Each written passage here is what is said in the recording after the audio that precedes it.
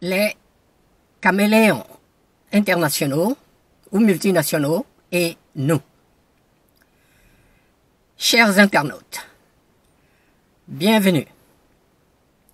D'entrée, un peu de définition. Qu'entendre par caméléons internationaux ou multinationaux?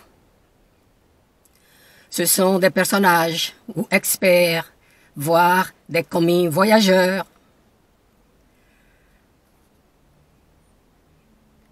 travaillant pour des organisations multinationales telles que l'Union européenne, l'OTAN, les Nations unies, la Banque mondiale, etc., voire systèmes de pillage tels que la France-Afrique, et qui s'honorent ou clament d'au moins 3 nationalités ou identités, dont une africaine et une européenne.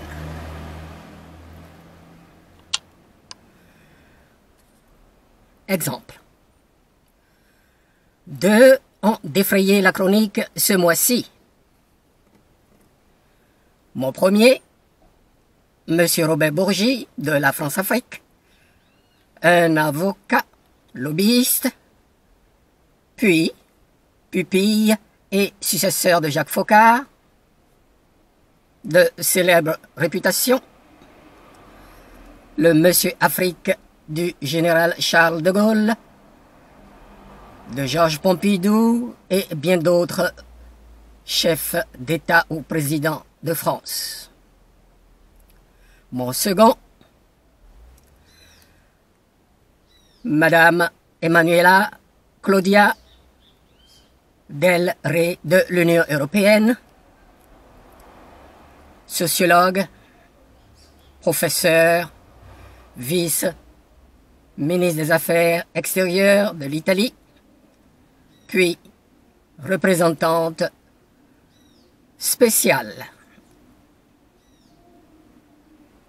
au Sahel, sortante.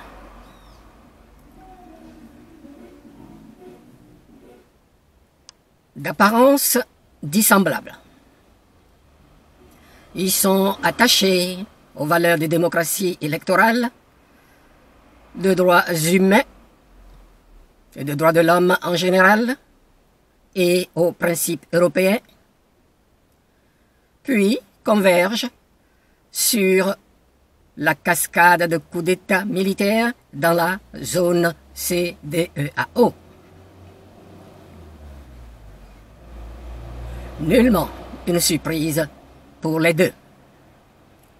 Mais Robert Bourgi les a attribués à la faillite des régimes civils, alors que Madame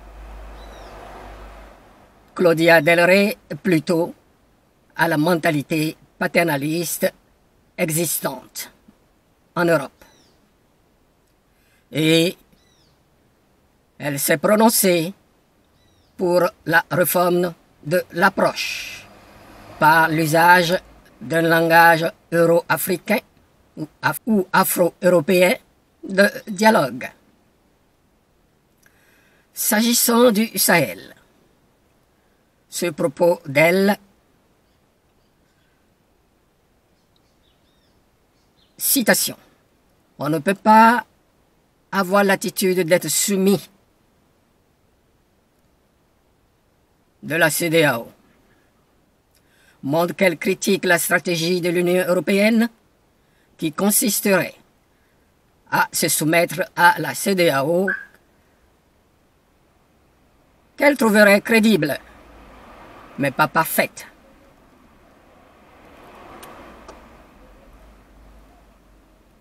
Elle est plutôt d'avis à rester à ses côtés et non lui être soumise pour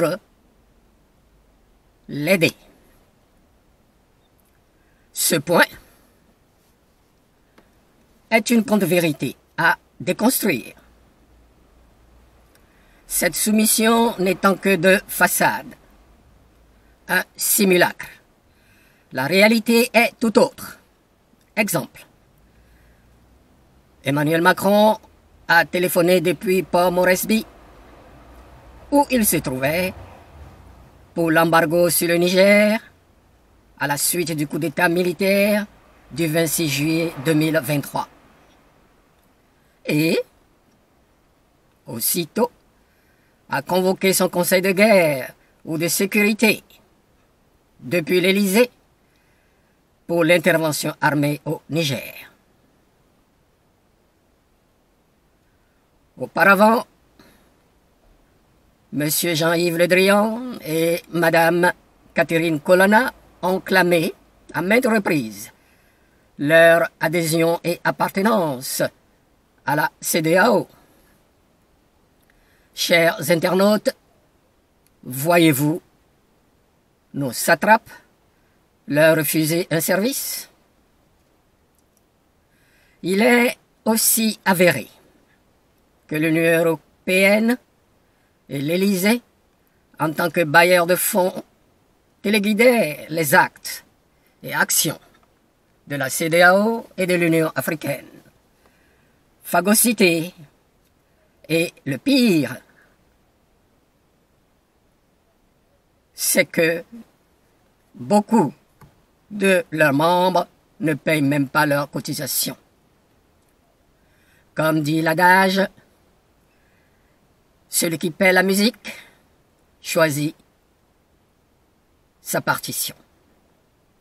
Chers internautes, voyez-vous nos satrapes de nègres complexés, leur desiderata?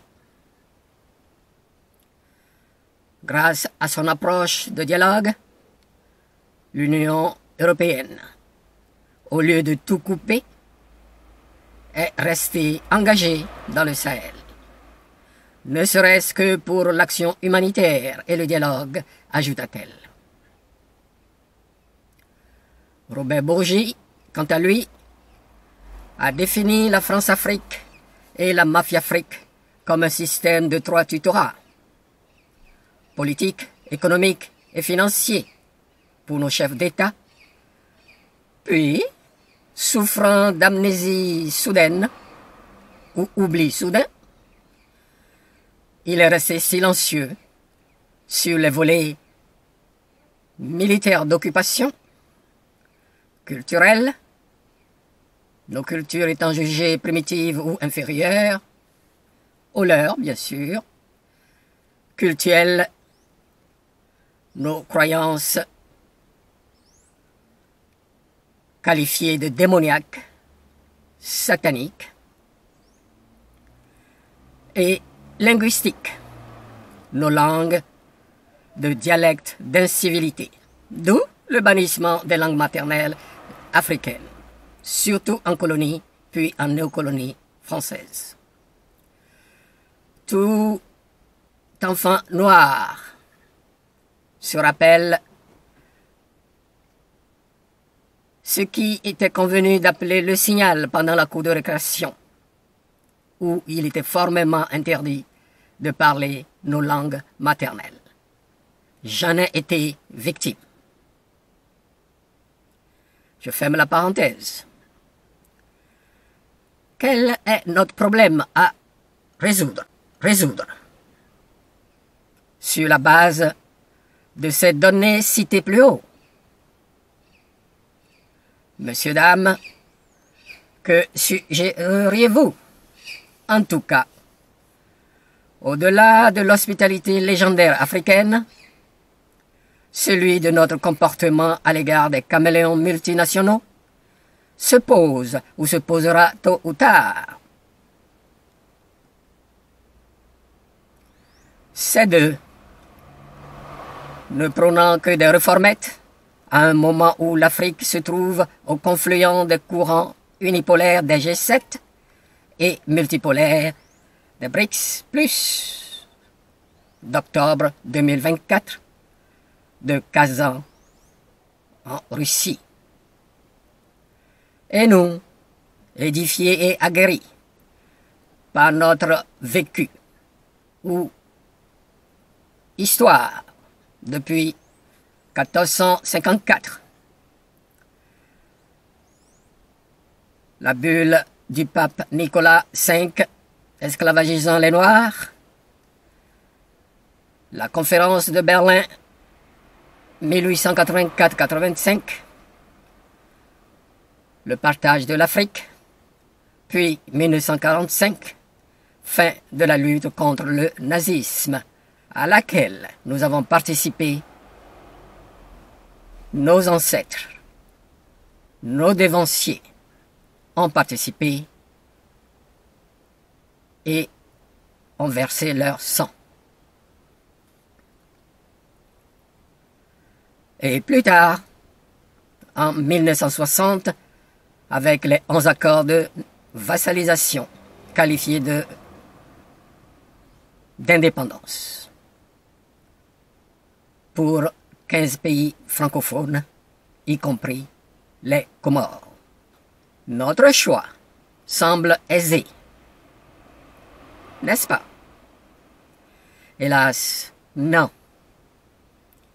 C'est sans compter avec nos nègres de salon ou de maison, tels que Nana Akufo-Addo, Macky Sall, Alassane Dramane Ouattara de Côte d'Ivoire, Embalo Sissoko de Guinée-Bissau, Patrice Talon du Bénin, Foy Sibé du Togo, Ahmed Tinubu du Nigeria, et dernièrement de nos commis internationaux ou lobbyistes qui, fièrement ou sentimentalement, clament leurs multiples identités, comme ci-dessous.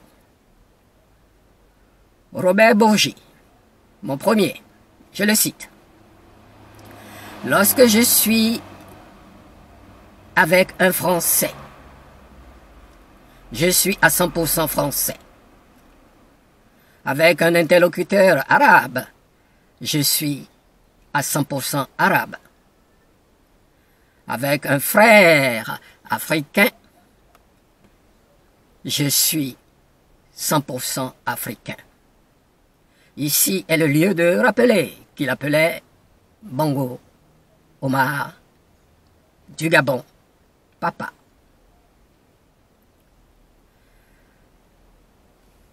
Je suis possesseur de ces trois identités, dixit Robert Bourgi. Mon second, Madame Emanuela Claudia Del Rey. Je la cite. Je suis européenne. Je suis italienne, mais aussi africaine. Fin de citation. Comme il se doit, ils sont très fiers de leur triple appartenance ou identité au territoire de leur cœur ou de naissance.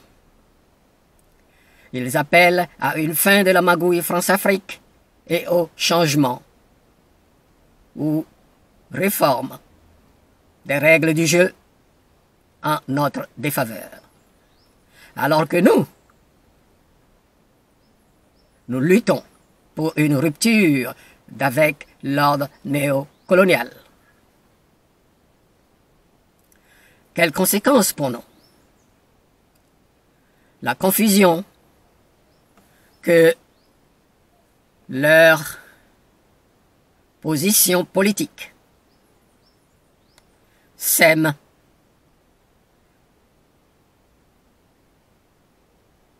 et sèmera dans nos rangs. D'où la question de comportement à adopter à leur égard pour atténuer ou enrayer leurs influences néfastes pour le travail de veille des consciences et de mobilisation. Auditeurs et auditrices, qu'en dites-vous? Je ne peux que suggérer ce qui suit. Primo, gardez le cap coûte que coûte dans le combat pour l'instauration des 4 R. Ne cessons jamais de répéter même si ça leur déplaît. Respect de nos souverainetés. Respect et défense des intérêts vitaux de nos populations. Respect du choix de nos partenaires stratégiques. Enfin, récusation du porteur de plume qu'est la France aux Nations Unies depuis 1945. Secondo, relever et déconstruire les mensonges, les alternatives aux contre-vérités. Plus, autre incongruité propagée par ces personnages caméléons, et les dénoncer ou démythifier pied à pied. Les points à considérer. Pour le moment. Les origines des causes de coups d'État militaires et institutionnels ou régimes d'exception et les origines ou causes et financement du terrorisme en Afrique. Pas seulement dû à la faillite de régime civil, comme l'a affirmé Robert Bourgi. Dire que c'est seulement ça, c'est absoudre ou excuser, pardonner le rôle néfaste du néocolonialisme, c'est-à-dire son système de tutorat de prédation chez nous. Ensuite, réformer le logiciel de l'Union européenne et nous vendre les mérites de la démocratie électoraliste et son corollaire de droits humains ou de droits de l'homme à géométrie variable, occidentale, qui n'a montré que ses limites et abus ou instrumentalisation chez nous, n'étant pas la panacée, s'il vous plaît, attachons nos ceintures, puis méthodiquement expliquer à notre jeunesse et aux masses travailleuses la ruse, la sournoiserie et l'opportunisme que recèlent leurs propos et autres constructions mentales venant de ces caméléons multinationaux, tout comme pour nos égarés, bardés de diplômes, comme Anana Kado, dont je parlais dans mon précédent posting. Au travail, donc, pour le renouveau panafricaniste, ou pour la démocratie populaire à l'africaine, ou les valeurs de dignité, de justice, de solidarité, de vérité importent beaucoup. Chers internautes, merci de m'avoir écouté. Partagez, commentez, appuyez sur le pouce vers le haut. À bientôt. Je vous remercie.